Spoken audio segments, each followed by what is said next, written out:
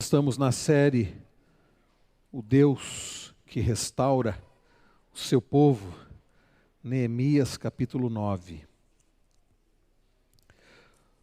Nós na semana passada, chegamos até o verso de número 37, e agora nós vamos continuar a partir do verso 38 e adentrar no capítulo 10.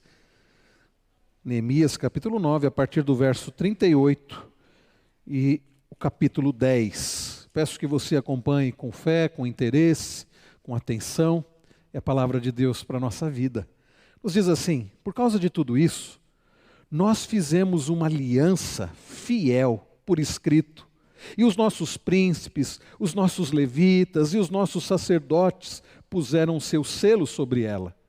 Os que colocaram seu selo foram Neemias, o governador, filho de Acalias, e Zedequias, Seraías, Azarias, Jeremias, Pazur, Amarias, Malquias, Hatus, Sebanias, Maluque, Harim, Meremote, Obadias, Daniel, Gineton, Baruque, Mesulão, Abias, Miamim, Maasias, Bilgai, Semaías. Estes eram sacerdotes.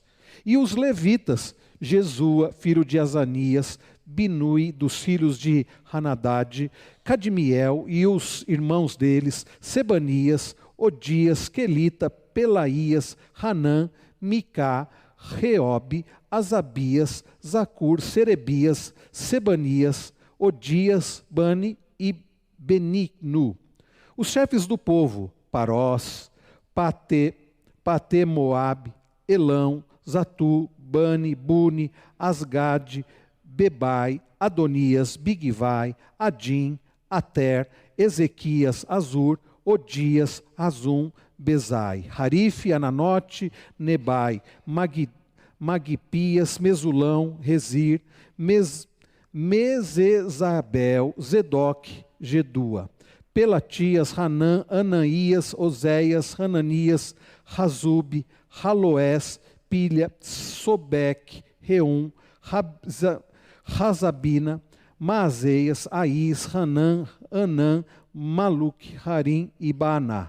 O resto do povo, os sacerdotes, os levitas, os porteiros, os cantores, os servidores do templo e todos os que tinham se separado dos povos de outras terras para seguirem a lei de Deus, com as suas mulheres, os seus filhos e as suas filhas, todos os que tinham saber e entendimento, firmemente aderiram aos seus compatriotas, os nobres, e prometeram com juramento e sob pena de maldição, que andariam na lei de Deus, que foi dada por meio de Moisés, servo de Deus, que guardariam e cumpririam todos os mandamentos do Senhor nosso Deus, e os seus juízos e os seus estatutos, que não dariam as suas filhas em casamento aos povos da terra, nem escolheriam as filhas deles para casar com seus filhos, que se os povos da terra trouxessem qualquer mercadoria ou qualquer cereal para vender no dia de sábado, nada comprariam deles no sábado, nem em dias santificados, e que no 7º ano abririam mão da colheita e de toda e qualquer cobrança. Também assumimos a obrigação de contribuir anualmente com 4 gramas de prata para o serviço do templo do nosso Deus, para os pães da proposição, para a oferta contínua de cereais, para o holocausto contínuo dos sábados e das festas da lua nova, para as festas fixas, para as coisas sagradas, para as ofertas pelo pecado, para fazer expiação por Israel e para toda a obra do templo do nosso Deus. Nós, os sacerdotes, os levitas e o povo, lançamos sorte a respeito da oferta da lenha que se havia de trazer ao templo do nosso Deus, segundo as nossas famílias, em tempos determinados, de ano em ano, para queimar sobre o altar do Senhor nosso Deus, como está escrito na lei. Também nos comprometemos a trazer anualmente à casa do Senhor as primícias da nossa terra e todas as primícias de todas as árvores frutíferas, bem como os primogênitos dos nossos filhos e do nosso gado, como está escrito na lei. Assumimos a obrigação de trazer ao templo do nosso Deus, aos sacerdotes que ministram nele, os primogênitos das nossas manadas e das nossas ovelhas, e de trazer aos sacerdotes, aos depósitos do templo do nosso Deus, as primícias da nossa massa, as nossas ofertas, o fruto de toda a árvore, o vinho e o azeite. Também nos comprometemos a trazer os dízimos da nossa terra aos levitas, pois a eles cumpre receber o dízimo em todas as cidades onde há lavoura. O sacerdote, filho de Arão, estaria com os levitas quando estes recebessem os dízimos, e os levitas trariam os dízimos dos dízimos ao templo do nosso Deus, aos depósitos da casa do tesouro. Porque os filhos de Israel, os filhos de Levi, devem trazer as ofertas do cereal, do vinho e do azeite para aqueles depósitos, porque ali estão os utensílios do santuário, bem como os sacerdotes que ministram, e também os porteiros e os cantores. Não abandonaremos o templo do nosso Deus. Como nossa irmã Aline orou há pouco, que o Senhor nos abençoe na exposição da palavra, que possamos ser bons ouvintes e também praticantes da palavra do Senhor. Amém. Irmãos queridos, recentemente, mais precisamente no último dia 8 de setembro, eu e Cris completamos 15 anos de casado.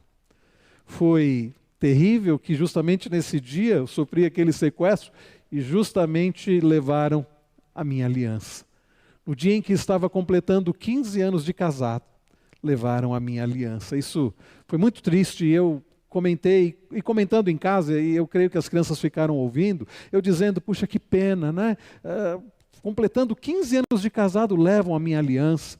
E comentando mais uma coisa, eu disse, olha, próximo sábado, que no sábado seguinte iria ter um casamento aqui, eu iria celebrar esse casamento, era o casamento do Miqueias e da Brenda, eu disse assim, eu vou fazer a cerimônia das alianças, vou falar sobre a importância das alianças e eu estarei sem aliança.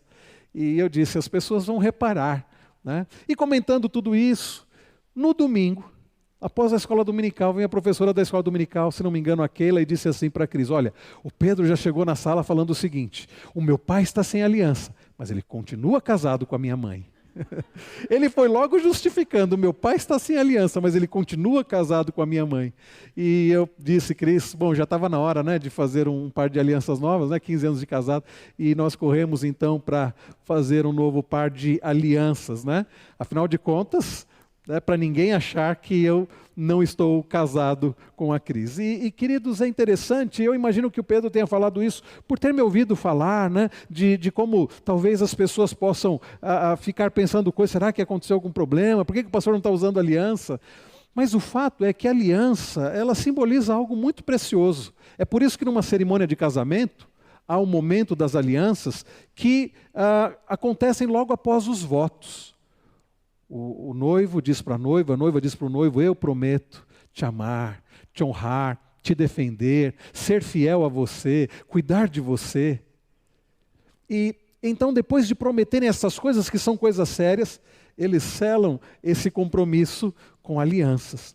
E vejam, queridos, alianças simbolizam isso. Não é que se você perde aliança, você perde o seu compromisso, não é isso. Até porque há pessoas que usam alianças, mas não honram compromisso. Há maridos que, conquanto usem uma aliança no seu dedo, eles não cumprem com os votos que fizeram para com a esposa. Não cumprem com o voto de amar, de cuidar, de respeitar, de honrar, de defender.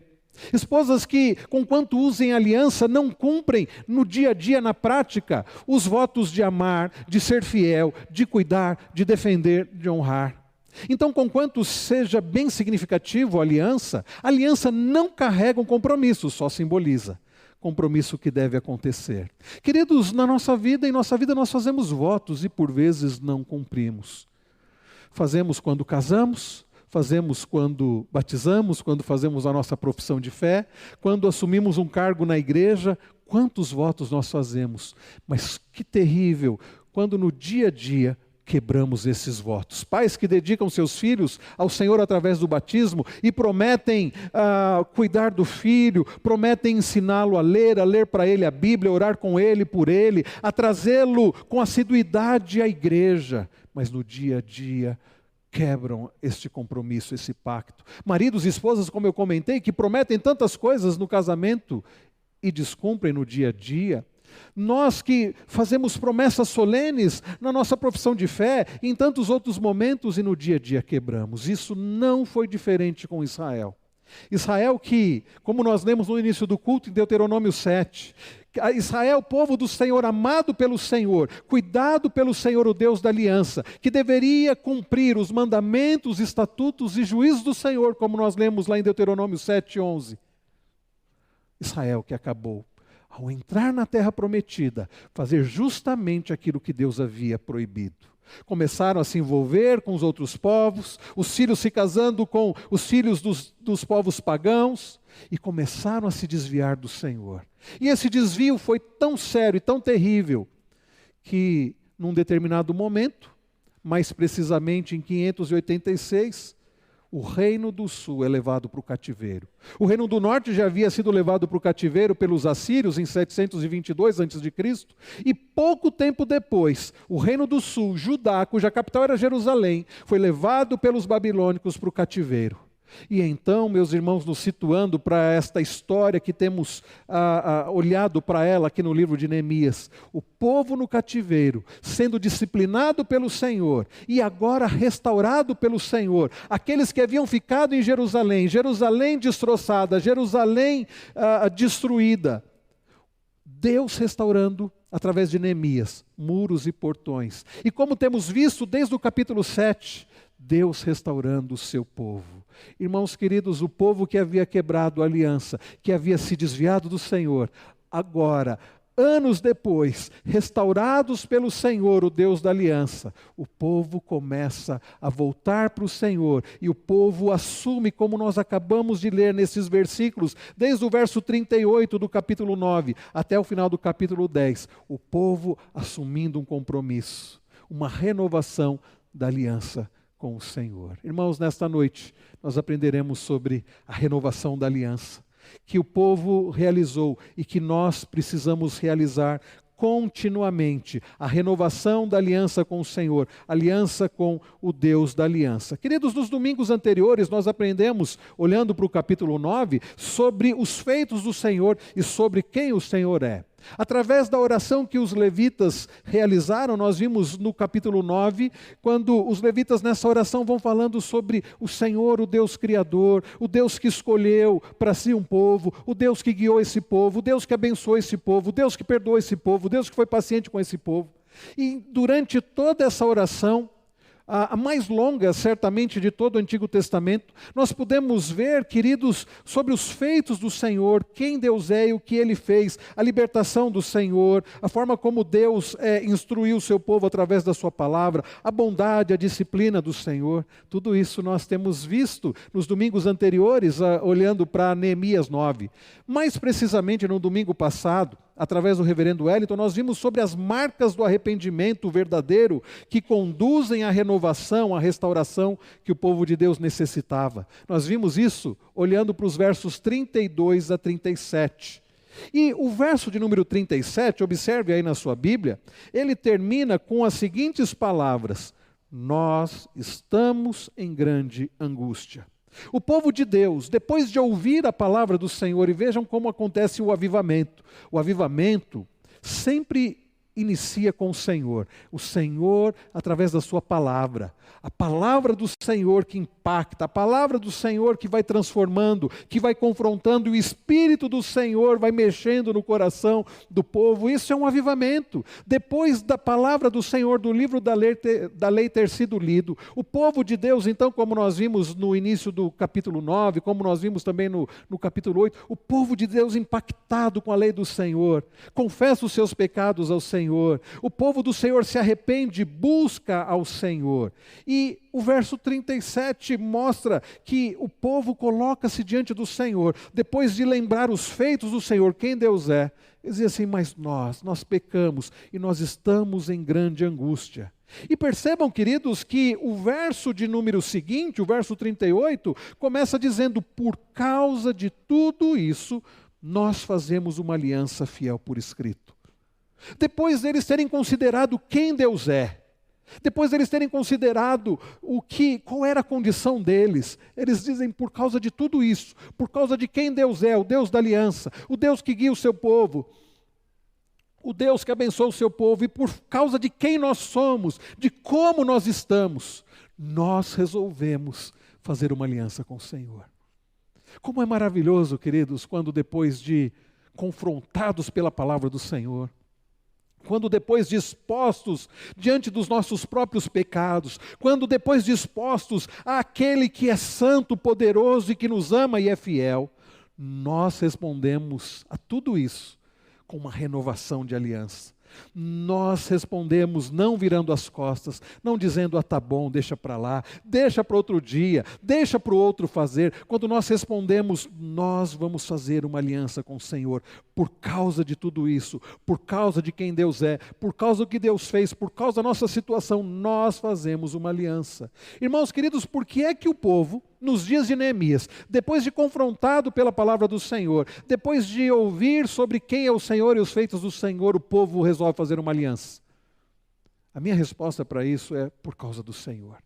Não fosse o próprio Deus da aliança, o povo nunca se voltaria para o Senhor. Assim como pela manhã nós vimos que a salvação começa com o Senhor, é Deus quem escolhe, é Deus quem nos ama e resolve nos escolher.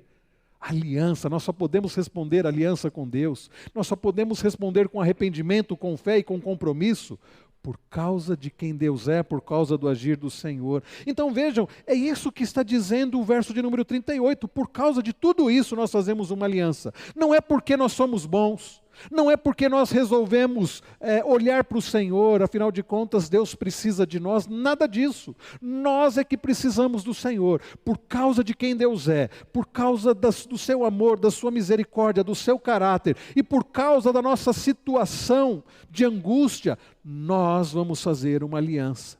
Irmãos queridos, eles dizem, nós fazemos uma aliança fiel. Eles só estão fazendo essa aliança com Deus, porque o próprio Deus havia há muito tempo estabelecido uma aliança com eles.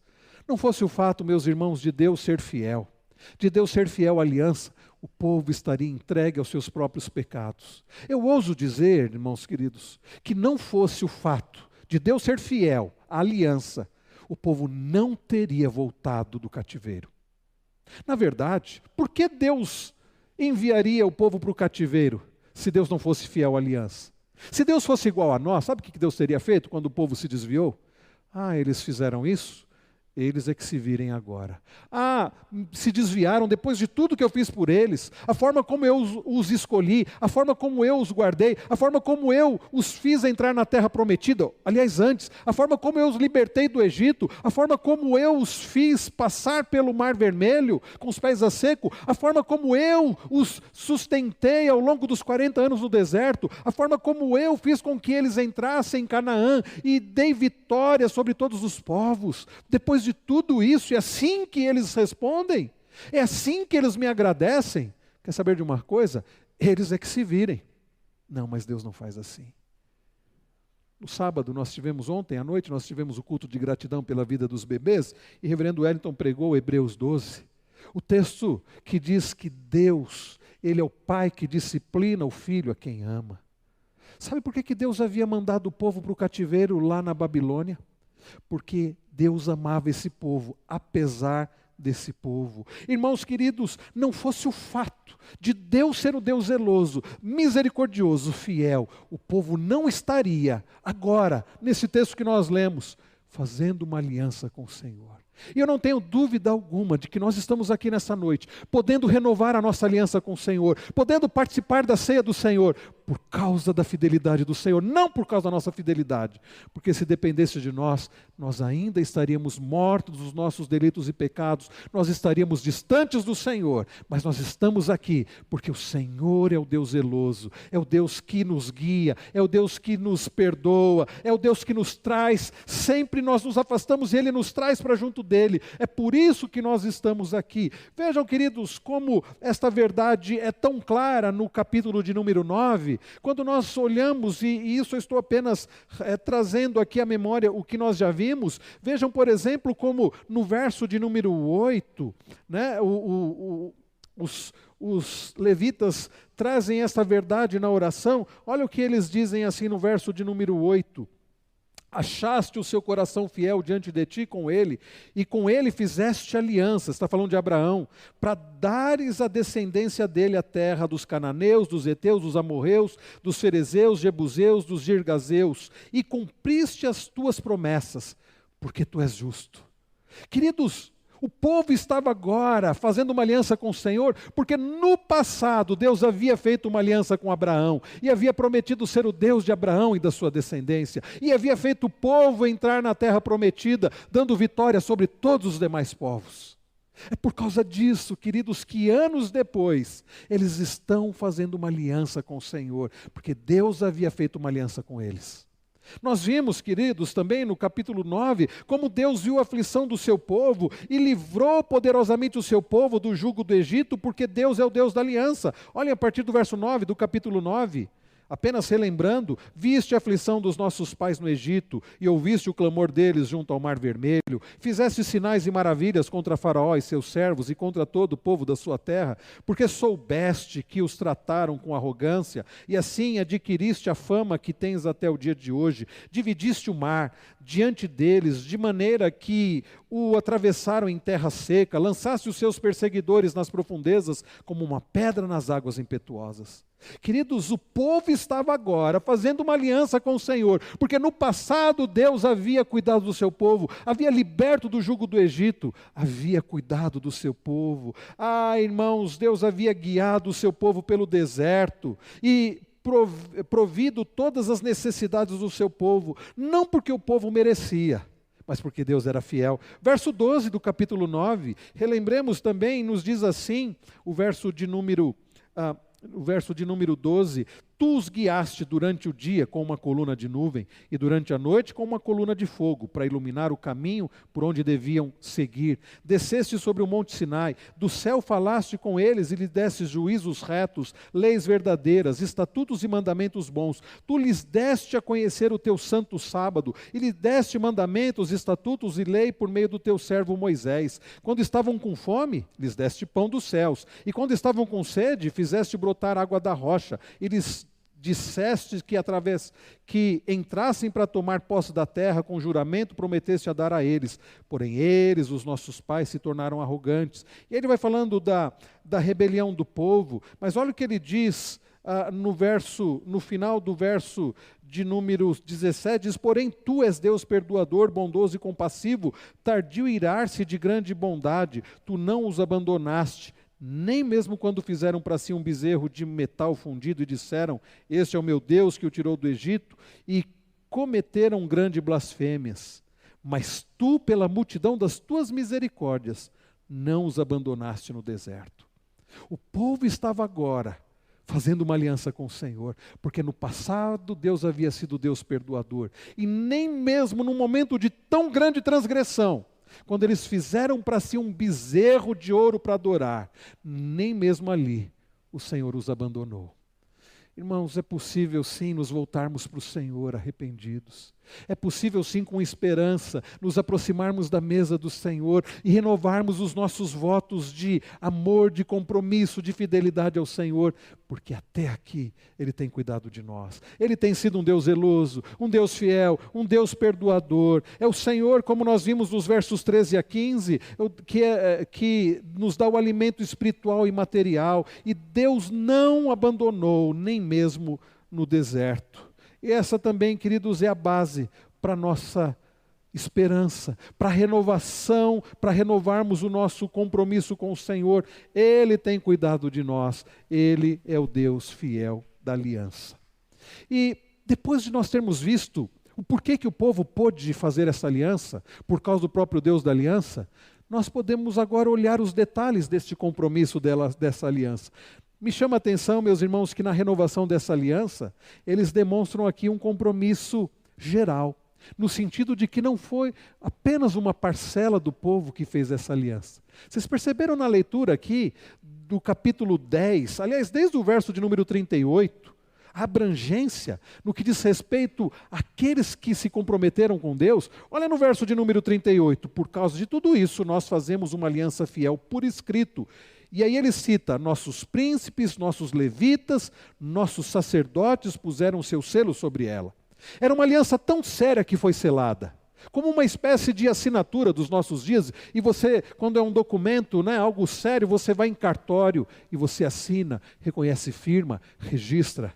Algo sério que foi feito pela liderança. Ele cita aqui príncipes, levitas, sacerdotes. Liderança de governo, liderança espiritual. Mas o texto também coloca, meus irmãos, inúmeras outras pessoas, como Neemias, né, o governador, e nesta série de nomes, e os irmãos perceberam que eu escorreguei até em alguns nomes aqui, nomes difíceis para ler, né? E olha que eu já comprei uma Bíblia com letra maior. Mas o fato, meus irmãos, o que nos chama a atenção é que das pessoas que fizeram esse compromisso, os líderes, tanto os líderes políticos como espirituais, mas como todo o povo, e não apenas parte do povo, todo o povo, e não apenas parte da família, mas toda a família, todos aqueles, como diz o texto, que tinham entendimento, diz o final do verso de número 28, aliás, vejam só o verso 28, o resto do povo, os sacerdotes, os levitas, os porteiros, os cantores, os servidores do templo, e todos os que tinham se separado dos povos de outras terras para seguirem a lei de Deus, com as suas mulheres, os seus filhos e filhas, todos os que tinham saber e entendimento, todos os que tinham condições de levar em consideração o que estava acontecendo, de tomar essa decisão séria, todos eles se voltaram para o Senhor e disseram: nós vamos obedecer ao Senhor, nós vamos servir ao Senhor, nós vamos obedecer os mandamentos, a palavra do Senhor, nós vamos fazer a vontade do Senhor. Irmãos, isso é muito importante e é característica mesmo de um avivamento. Um avivamento não acontece quando apenas parte está comprometida com o Senhor. Às vezes começa com uma pequena parcela, é verdade. Às vezes começa com poucas pessoas, como os irmãos Wesley, o Clube dos Santos, né? Nós lemos essa história sobre o metodismo, quando um grupo de poucos jovens começou a buscar ao Senhor, movidos certamente pelo Senhor primeiramente, e aquilo foi crescendo e crescendo, até o ponto do Senhor realizar um grande avivamento na Inglaterra, e transformar a história daquele país naqueles dias. Um avivamento, meus irmãos, acontece, e nós podemos ver isso quando Deus vai tocando em muitos e muitos corações. Não basta, queridos, apenas a liderança da igreja estar comprometida com Deus. Isto já é algo bastante importante, porque em muitas igrejas a liderança não está comprometida com o Senhor, em servir ao Senhor, em obedecer ao Senhor, em se consagrar ao Senhor, e nem mesmo ora em favor da igreja. Mas não basta apenas a liderança estar comprometida, não basta, queridos, apenas um grupo da igreja estar comprometido. É preciso, queridos, que todos nós estejamos comprometidos com o Deus da aliança, estejamos comprometidos em servir ao Senhor. Mas não espere outros. Não espere. O dia que toda liderança, o dia que meus irmãos, não, comece por você. Lembra-se do antigo cântico? A começar em mim, quebra corações. Nós precisamos nos comprometer com o Senhor e orar para que Deus toque outros corações e de toda a igreja, para que todo o povo de Deus possa se consagrar ao Senhor, resolvendo servir ao Senhor com fidelidade, um compromisso completo e um compromisso genuíno. Então a primeira coisa que me chama a atenção nesta aliança é que todos os líderes, todo o povo, todas as casas e todos com condições, com já entendimento dentro das casas, se comprometem com o Senhor. Nós precisamos, meus irmãos, desse tipo de compromisso, um compromisso sério, um compromisso geral, um compromisso que talvez comece pela liderança e que acaba sendo propagado por todos, um compromisso que começa talvez pelos pais dentro de casa, mas é levado em oração para que os filhos também se comprometam. Irmãos queridos, é esta aliança, é este tipo de abrangência que nós devemos procurar e buscar do Senhor, que o Senhor toque em todos os corações, que o Senhor abençoe toda a nossa casa, para que nós, os nossos filhos, jovens, adolescentes, para que todo o nosso lar esteja comprometido em adorar, em servir, em viver para a glória do Senhor e somente para o Senhor. Mas há uma outra coisa que me chama a atenção nessa aliança. Foi uma aliança feita porque Deus é o Deus da aliança. Uma aliança feita de forma completa, no sentido de que todo o povo e os líderes e toda a casa se comprometeu com o Senhor. Mas me chama a atenção também a seriedade desse compromisso. Olhem comigo novamente o verso 38. do capítulo 10, aliás, do capítulo 9, me desculpem, no verso 38 do capítulo 9 diz: por causa de tudo isso, nós fazemos uma aliança, olha a palavra que aparece aí, fiel. Sabe o que isso significa? Eles estão dizendo: Senhor, nós não estamos fazendo uma aliança mais ou menos.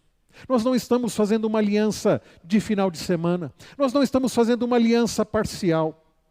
Isso aqui não é apenas algo do nosso emocional. Nós estamos fazendo uma aliança fiel. Assim como o Senhor é o Deus fiel, a aliança que nós estamos fazendo agora é uma aliança fiel, é uma aliança de pacto, é uma aliança de compromisso. Fidelidade indica compromisso. Quando nós cantamos no início do culto: Tu és fiel, Senhor, ó Pai Celeste, teus filhos sabem que não falharás. O hino diz: nunca falhaste, nunca mudaste, tal como eras, tu sempre serás. Fidelidade implica em constância. O nosso Deus é o Deus fiel, Ele é o Deus imutável. É verdade, nós não somos imutáveis. Nós mudamos de opinião, nós fazemos coisas, depois mudamos, nos arrependemos. Deus não, Deus é o Deus fiel. Ele não muda, Ele é imutável. Esse é um atributo, uma perfeição que nós não temos. Mas para nós, quando diz aliança fiel, significa que nós precisamos nos comprometer com o que nós assumimos. Não podemos ficar mudando de ideia. Não podemos assumir um compromisso agora e amanhã, segunda-feira, agora eu vou mudar tudo, ou semana que vem, ou ano que vem. Quando eles dizem aliança fiel, estão dizendo aliança de compromisso contínuo. Uma aliança que não iremos quebrar. Pela graça do Senhor, é claro, eles não confiavam neles mesmos, mas no Deus da aliança. Pela graça do Senhor, no poder do Deus da aliança, a aliança que estamos estabelecendo é uma aliança fiel. Tem muita gente estabelecendo aliança de qualquer jeito. E casam já pensando: se não der certo, separa. E batizam os filhos, mas daquele jeito. Eu não quero que se meu filho morrer. Tem gente que pensa isso, né? É um resquício do catolicismo. Não quero que meu filho morra pagão. E estabelece apenas um rito e não um compromisso fiel. E vem à igreja e traz o filho e batiza. E diz: agora meu compromisso foi feito. É um aspecto social, tradicional e pronto. Alguns nunca mais voltam para a igreja. Aliança fiel significa uma aliança de compromisso, de não mudar, de continuar praticando, de empenho, disposição contínua. Olha o que diz o verso 28 e 29 do capítulo 10. Vejam a seriedade dessa fidelidade. O resto do povo, os sacerdotes, os levitas, os porteiros, os cantores, os servidores do templo e todos os que tinham se separado dos povos de outras terras, para seguirem a lei de Deus. Houve uma separação dos outros povos, porque eles haviam se misturado com os outros povos, haviam sido influenciados pelos outros povos, mas agora eles se separam, eles se distanciam daqueles que estavam influenciando negativamente a eles, daqueles que estavam fazendo com que eles servissem a outros deuses. E o texto continua: para seguirem a lei de Deus. É uma aliança. Não para brincar, não para ir para a igreja de vez em quando, não para cultuar a Deus uma vez por semana. Isso tem a ver também com aliança, adoração com o povo de Deus, mas uma aliança para cumprir a lei de Deus continuamente. E então, na continuação do texto diz: com as suas mulheres, os seus filhos, as suas filhas, todos os que tinham saber e entendimento. É uma aliança tão firme que implica em toda a família. Daí pais dedicados, fazendo aquilo que nós lemos em Deuteronômio 6, o famoso Shema: ouve Israel, o Senhor nosso Deus é o único Senhor. Amarás o Senhor teu Deus sobre todas as coisas, todo o coração, alma e entendimento. Estas palavras tu as inculcarás aos teus filhos, ao deitar-te, ao levantar-te, ao andar, em todo o tempo. Coloquem isso na cabeça dos filhos de vocês. Só existe um Deus, é o Senhor. E nós devemos amar e servir esse Deus exclusivamente e de todo o coração. Pais, homens, maridos, cumprindo isso, zelando, assumindo o compromisso de zelar pela vida espiritual das esposas, dizendo: eu vou conduzir a minha casa conforme a vontade do Senhor. Vocês já assistiram aquele filme Corajosos? Já assistiram? Quem já assistiu o filme Corajosos?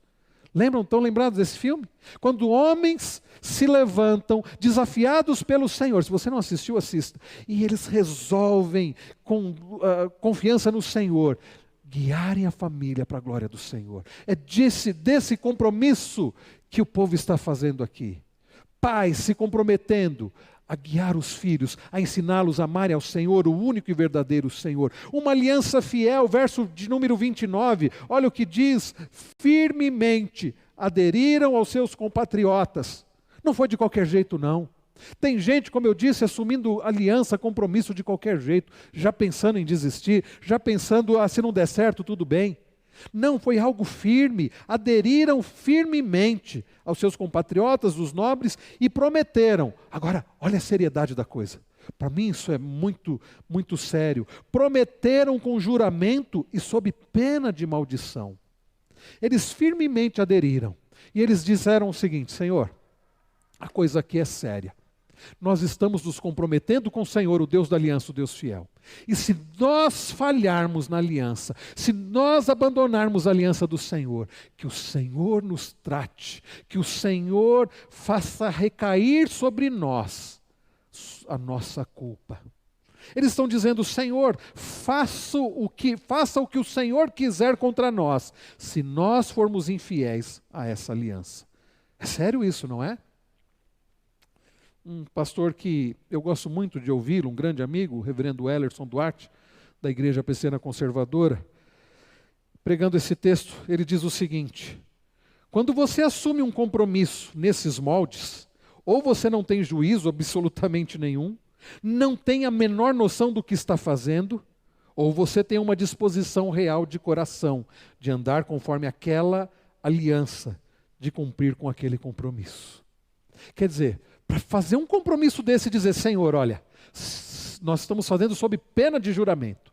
Se nós falharmos, pode descer a mão do Senhor contra nós. Ou a pessoa é doida, ou a pessoa sabe muito bem o que está fazendo e confia no Senhor de todo o coração. Ao que parece, meus irmãos do povo aqui, é o segundo caso. Eles sabiam o que estavam fazendo e eles estavam confiando no Senhor, a ponto de dizer: nós estamos assumindo essa aliança sob juramento, sob pena de maldição. Irmãos queridos, nós precisamos assumir com seriedade, ou reassumir o nosso compromisso com o Senhor, com seriedade, com compromisso, com dedicação. Não de qualquer jeito. Não podemos brincar de servir ao Senhor. Não podemos brincar de ser igreja. Não podemos brincar de ser crentes. Nós precisamos servir ao Senhor com fidelidade, com dedicação, com amor completo, com zelo total, com compromisso fiel. E eu quero terminar olhando aqui com os irmãos, quais os compromissos contidos nessa aliança? Olha a continuação do verso, o final do verso 19, ele diz assim: que andariam na lei de Deus, que foi dada por meio de Moisés, servo de Deus, que guardariam e cumpririam todos os mandamentos do Senhor nosso Deus, e os seus juízos e os seus estatutos, que não dariam as suas filhas em casamento aos povos. Vocês lembraram de Deuteronômio 7, que nós lemos há pouco, no início do culto, verso 11? Vocês devem cumprir os mandamentos, os estatutos, os juízos do Senhor. Vocês se lembraram de Deuteronômio 7, quando ele diz assim: não deem os filhos de vocês em casamento aos jebuseus, os heteus, os ferezeus e todos aqueles zeus. Vocês estão lembrados? Sabe, meus irmãos, eles voltaram para as palavras de Moisés lá de Deuteronômio 7. Palavras que o povo descumpriu. E agora eles estavam dizendo: Senhor, aquilo que o Senhor disse através de Moisés, lá em Deuteronômio 7 e outras passagens do Antigo Testamento, nós estamos assumindo um compromisso de seguir conforme a aliança. Andar conforme a aliança, pela graça do Senhor. E aqui, queridos, então, eles observam 3 aspectos aqui da lei do Senhor. E eu imagino que esses 3 aspectos, é muito mais abrangente a coisa, mas eles citam aqui compromisso, né, de casamento, né, compromisso contra o casamento misto, o compromisso de guardar o dia do Senhor e o compromisso com a manutenção do culto. E eu entendo, meus irmãos, que isso aqui é um resumo de tudo. Nesse compromisso, nesses 3 aspectos que eles assumem aqui de compromisso, resumem todos os demais, como nós veremos aqui. Primeiro compromisso que nós podemos ver assumido pelo povo é o compromisso contra o casamento misto. Olhem comigo o verso de número 30. Eu quero convidar os irmãos que puderem para que leiam comigo. Leiamos, irmãos, versículo de número 30. que não dariam as suas filhas em casamento aos povos da terra, nem escolheriam as filhas deles para casar com os seus filhos. Percebam, meus irmãos, o compromisso que eles estabelecem aqui. Compromisso que o povo havia quebrado desde a entrada na terra prometida. Compromisso que eles deveriam ter levado em consideração, como nós tínhamos visto em Deuteronômio 7, quando Deus diz isso para o povo através de Moisés antes da entrada na terra prometida. Agora o povo está dizendo assim: aquilo que o Senhor mandou nós fazermos lá no passado, antes de entrarmos na terra prometida, nós estamos reassumindo esse compromisso. Aquilo que os nossos pais quebraram, dando-se em casamento com os outros povos, dando os seus filhos em casamento com outros povos, nós estamos assumindo o compromisso de não fazer, de não quebrar isso. Percebam, irmãos, talvez para alguns isso possa parecer um mandamento estranho, e até um tipo talvez de racismo, por que é que o povo de Deus não poderia se misturar com os demais povos, jebuseus, heteus, ferazeus e todos aqueles eus? Será que era uma questão étnica? Será que era uma questão racial? De forma alguma. A questão, meus irmãos, não era étnica. Eu não gosto de usar a palavra racial porque eu creio que só existe uma raça, que é a raça humana. As demais diferenças em termos de cor de pele, tipo de cabeça, isso são apenas diferenças externas. Só existe uma raça que é a raça humana. Então por isso eu não gosto muito de usar o termo racial, mas sim étnico. Então aqui não é um problema étnico, não é questão, não se misturem com aquelas outras etnias, vamos nos manter puros etnicamente, não é nada disso. Aqui é uma questão espiritual. A questão aqui, meus irmãos, é porque os povos pagãos adoravam os falsos deuses. A questão é como nós lemos Deuteronômio 7, Deus dizendo assim: se vocês derem os seus filhos em casamento com os outros povos, os filhos dos outros povos, eles vão levar os seus filhos a se desviarem de mim. Era isso que estava em jogo. É uma questão espiritual e não étnica. Tanto não é étnica, um dos comentaristas bíblicos me fez lembrar dessa história, a história de Ruth, a Moabita. Lembram-se dessa história? Uma mulher que não fazia parte do povo do Senhor. Uma mulher que havia nascido em Moabe. Um povo que havia dado muito trabalho para Deus, um povo inimigo do Senhor. Mas Noemi, junto com seu marido e seus filhos, quando faltou pão na casa de pão, quando faltou pão em Jerusalém, eles vão até Moabe e eles descumprem o mandamento do Senhor. E os filhos de Noemi acabam se casando com moabitas. E um deles se casa justamente com Ruth. E é interessante, meus irmãos, lembrar que quando aqueles homens morrem e Noemi volta para Jerusalém, vocês se lembram que Ruth volta com ela. E Ruth diz o que para ela? Diz assim: o seu Deus será o meu Deus. Ruth é moabita. Ela se converte ao Deus de Israel, ao Deus da aliança. E Boaz, o resgatador, se casa com Ruth. E deles vem quem? Vem Davi. Da descendência, bisneto deles, Davi. E da descendência de Davi vem quem? Da raiz de Jessé, de Davi, o Salvador, o verdadeiro resgatador. Vejam, Deus não proibiu Boaz se casar com Ruth, mesmo Ruth não sendo israelita, mesmo Ruth sendo moabita, porque Ruth havia sido convertida ao Deus de Israel. Irmãos queridos, casamento misto. O problema não é em termos, então, étnicos, não é em termos de raça, mas em termos espirituais. Um comentarista bíblico, Derek Thomas, ele diz: no mundo antigo, quando duas pessoas se casavam, eles trocavam ídolos e os colocavam num lugar de destaque em casa. Para um israelita isso era inconcebível. Vocês se lembram? Eu já citei Deuteronômio de número 6, né? O Senhor nosso Deus é o único Senhor. Coisas terríveis aconteceram no meio do povo de Deus por causa da quebra disso. Nós lemos, por exemplo, que na história de Israel, casamentos desastrosos. Por exemplo, Salomão, que se casou com mulheres de povos pagãos e acabou sendo influenciado por causa da idolatria das suas esposas. Consequência disso, o reino se dividiu.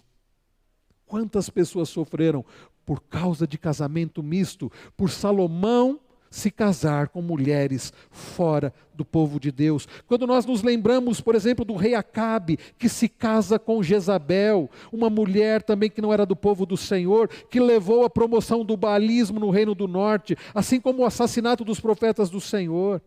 Queridos, levemos isso em consideração. Eu tenho visto pais que não estão nem aí. Meu filho está namorando uma menina, mas ela não serve ao Senhor. Mas isso não é importante. É importante sim. Passa o tempo, o filho se casa. Depois, cadê o filho? Casou com a menina, ou a moça que casou com o rapaz, não vai mais à igreja. Há casos que Deus converte a casos. Eu conheço casos de gente que se casou com um não crente, com um incrédulo, e Deus converteu. Mas isso é exceção. Irmãos, nós precisamos voltar ao compromisso de consagrar a nossa vida e a nossa família.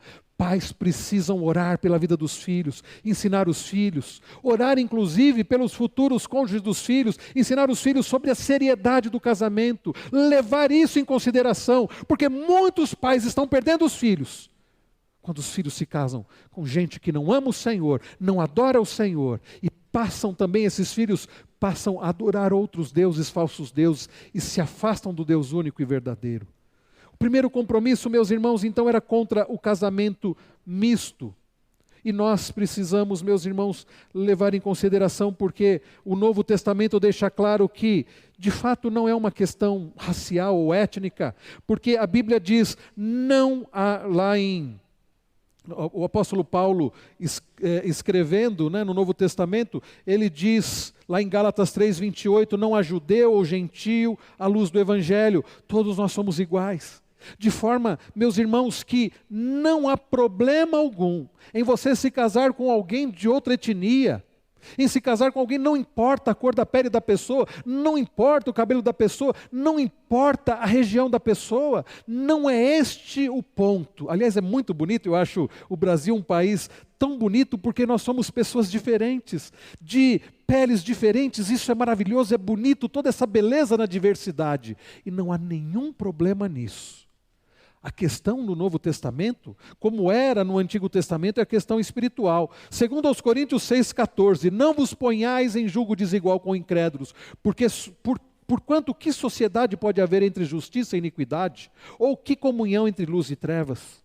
Primeiro compromisso, em relação contra o casamento misto. Segundo compromisso, irmãos, chegando aí, caminhando para o final, acerca do sábado, o dia consagrado ao Senhor. O povo de Deus deveria voltar a levar em consideração isso. Verso de número 31, mais uma vez convido os irmãos que têm a Bíblia na Nova Almeida atualizada, leiamos juntos. Que se os povos da terra trouxessem qualquer mercadoria ou qualquer cereal para vender no dia de sábado, nada comprariam deles no sábado, nem nos dias santificados, e que no 7º ano abririam mão da colheita e de toda e qualquer cobrança. O sábado, eles estavam voltando ao compromisso de guardar um dia para o Senhor, de separar um dia para o Senhor. Irmãos queridos, precisamos resgatar esse compromisso. O dia de descanso, o Shabat. É claro que no nosso caso nós guardamos o domingo, porque nós não nos apegamos à palavra sábado, que sábado significa dia de descanso. O nosso dia de descanso é hoje, é o domingo, é o primeiro dia da semana, o dia que o Senhor Jesus ressuscitou, o dia em que a igreja primitiva se reunia. É o dia do Senhor. Nós temos quebrado também isso. Quantas vezes, queridos, não temos observado um dia para o descanso, um dia para adorar ao Senhor, e fazemos desse dia tantas coisas. Precisamos resgatar, meus irmãos, esse compromisso com o dia do Senhor. E em terceiro lugar, um compromisso com o culto e com a manutenção do culto. Nós lemos a partir do verso de número 32, também assumimos a obrigação de contribuir anualmente, e aí fala sobre a questão aí do valor que eles contribuiriam para o holocausto, dos sábados, para a lua nova, e ele vai falando no 34, os sacerdotes e levitas, para o sustento. E irmãos, o que ele está dizendo aqui, esse compromisso com o templo, o funcionamento do templo, a manutenção do culto, a adoração ao Senhor, dos versos 32 a 39, não bastava santificar um dia ao Senhor, era necessário santificar o lugar de adoração, os elementos de adoração, as pessoas que seriam mediadoras, os executores, os instrutores nessa adoração. Para isso precisava do quê? Recursos materiais. E o povo estava se comprometendo a auxiliar financeiramente para que o culto continuasse acontecendo, para que todos os elementos do culto estivessem ali, para que o templo estivesse ali funcionando, para que eles pudessem adorar ao Deus único e verdadeiro. Para isso era preciso então de recursos. Nós vemos aqui nessas três coisas a santificação do lar contra casamentos mistos, a santificação de um dia, o sábado, no nosso caso o domingo, e a santificação do culto, envolvendo lugar, elementos, pessoas envolvidas no culto. Irmãos queridos, o povo do Senhor naqueles dias, o povo do Deus da aliança, por causa do Deus da aliança, resolve renovar a aliança com o Deus da aliança. E nós, queridos, também precisamos fazer isso. Hoje nós fomos às urnas para votar em candidatos para eleger deputado federal, estadual, senador, governador e presidente. E é muito importante exercermos nossos deveres, cívicos de cidadãos. E devemos orar pelos governantes, como Paulo escreve lá em 1 Timóteo 2. Agora, há algo mais importante do que quem irá governar o nosso país. Talvez você esteja ansioso sobre resultados de eleições. Eu quero dizer para você o seguinte: algo mais importante sobre o resultado dessas eleições, mais importante do que quem irá governar o nosso país, é a quem nós iremos servir. Queridos irmãos, nós somos chamados pelo Deus da aliança a servir ao Deus da aliança. E quando nós nos aproximamos da mesa do Senhor, é um momento oportuno para nós renovarmos a nossa aliança com o Senhor, para nós renovarmos o nosso pacto com o Deus da aliança, para nós dizermos ao Senhor: Senhor, nós estamos renovando o nosso compromisso de servir somente ao Senhor, de amar somente ao Senhor, de viver para o Senhor, nós e a nossa casa, de guardar a nossa vida da nossa família, de guardar todos os dias para o Senhor, de separar um dia especialmente para o Senhor, de usar a nossa vida e os nossos recursos para a glória do Senhor. Participar da ceia do Senhor nos dá a oportunidade de renovar a nossa aliança com o Senhor.